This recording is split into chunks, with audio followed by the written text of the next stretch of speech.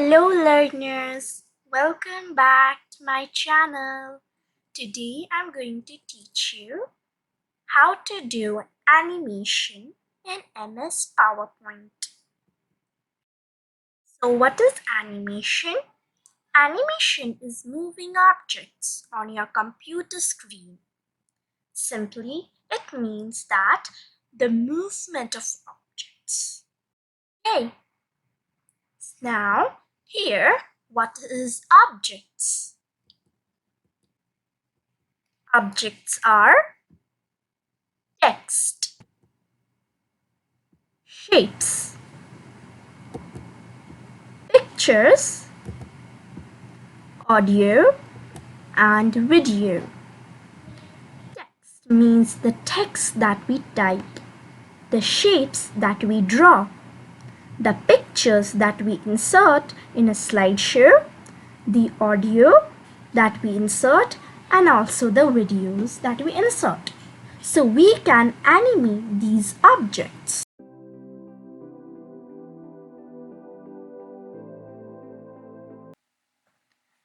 So now I'm going to teach you how to do basic animation in MS PowerPoint 2019.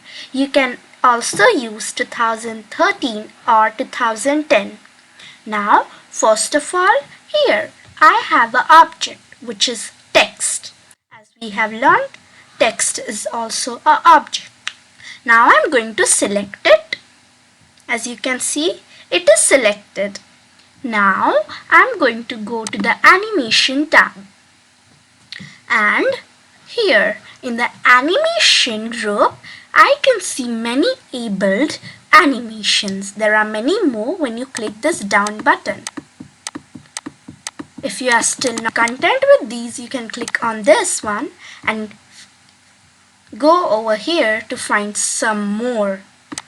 Look, now if I don't select this object, they are disabled. So it is important for you to select the object. So now you can select any. I am selecting float in or maybe fly in. Yes, after I have selected fly in, I can just do the preview by clicking over here. So I'll get a preview of my animation. I can also open animation pane, which is located in advanced animation group. Now here also I can click on play from, so I can get a preview. Now here it is coming from down as you are seeing, but I want it to come from the top right. So here in the near these animations there is an effect option. I can click on that and select from wherever I want. These effect options are different for different animations. Now I'm going to do top right as I want. Now I'm going to do a preview once again. So now let us see in a slideshow. When I click, look, voila, it is coming.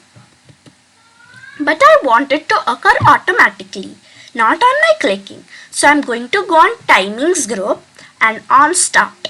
Then I'm going to click on this arrow, and then I'm going to select after previous. I tell you to use after previous for the first animation in your slide. Okay. So now when we go to slideshow, it occurs automatically without my clicking. Now let us do the same for another object. Here I have a square.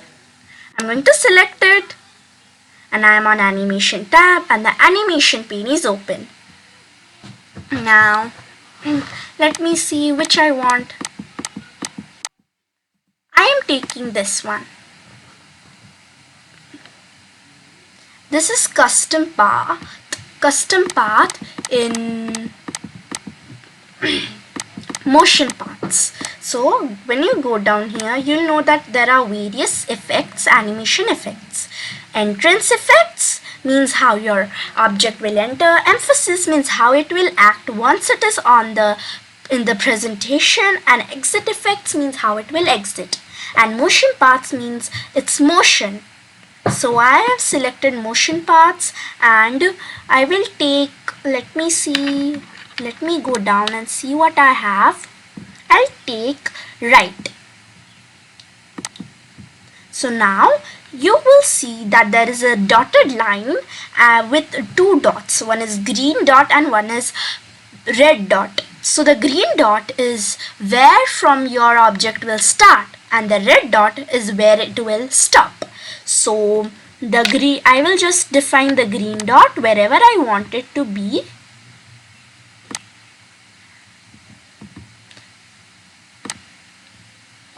And the red dot, I want it to be center. Now I will do preview. So look, it is coming as per I had instructed it to. And now I want it to be after previous, so I don't need to click for it to move. And let us see. Whoa, it's great. Now let us try with a picture. So here I have a picture. Now I am going to see. Let me just first of all get it in the center and show you emphasis. Okay, let me do it titter. And remember, in some animations the effect option is disabled because it does not has any effect option. Okay, now let's preview, and don't forget to do it after previous. Sometimes, for instance, when you are teaching, you are making a presentation for teaching, you might need on click, but after previous is the best for most times. Come on, let us check it out once again. Look, isn't it easy? Okay, now let me teach you how to do for audio. So for audio you have to go to insert tab and in media group on audio. Click on record audio and then you have to record the audio by clicking this red button. So here you can see that I have recorded an audio in which Wizartist is being said. So come on. So first of all, I'll have to untrigger it or non-trigger it. Now, so when I select it, you can see that there are two more extra tabs. It is audio format and playback. So I have to go to playback and in audio options group, I have to click or start automatically and hide during show. So it is not seen while your presentation or slideshow is going on. Now I'll go back to animations, play, and should be after previous as I want it to be. Okay, now let's have a preview. Wizartist. Look, it is happening automatically. Let us see in a slideshow view. Wizartist. So it is easy. But what if I want the voice to come before this? As we had opened animation pane, we will hold on to this. You can see that there is a text box. Okay, this text box is over here and this recorded sound is over here. Now I want the recorded sound to be before the text box. I'm going to click it tight and just drag it up and drop it. So it's like drag and drop. Now let me check it. Wizartist. Look, the voice now is coming before. You can do the same for the square. Let us try. First of all, I'm going to record the audio. So here I have recorded a voice. Now I'm going to untrigger it by going on playback, hide during show, and automatically to be started automatically. Okay, and now let me preview. Hello, I am a square. Let me go to animation. After previous, play, and now preview. Hello, I am a square. Let us see it in a slideshow. Wizartist. Hello, I am a square. Now, again, if you want the voice to be before the square's entrance, you can do the drag and drop. Here, let us in this also you can add as such. Let me give you an idea, go to insert, media group, audio. Oops. You can even select audio from your PC, but I will record an audio. So here again I have got audio. I'm going to untrigger it. Go to animations, check, and then see a video. Wizartist, yay! But now I want when the Wizartist is being tittered or animated, at the same time the voice should be. So what I'm going to do, select the audio, go in timings group and click on with previous. Now play.